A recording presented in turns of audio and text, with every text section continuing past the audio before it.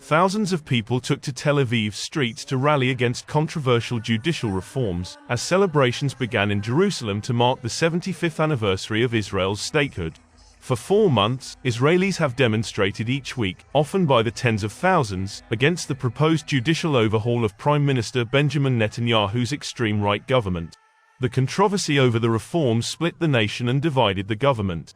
In Tel Aviv, the protesters brandished blue and white Israeli flags and chanted, "Democracy," at the site of the main weekly demonstrations where they decry the proposed reforms as anti-democratic. The ceremony that heralded the start of the statehood festivities took place without incident, despite fears that those opposed to the reforms would disrupt it. Supporters of the reform plan to gather in front of the Israeli parliament, or Knesset. Netanyahu on March 27 announced a pause to allow for talks on the reforms which were moving through parliament.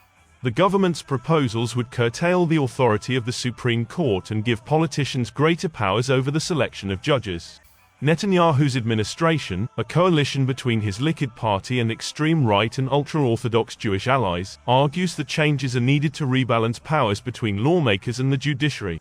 Israel's Declaration of Independence on May 14, 1948 is celebrated in accordance with the Jewish calendar.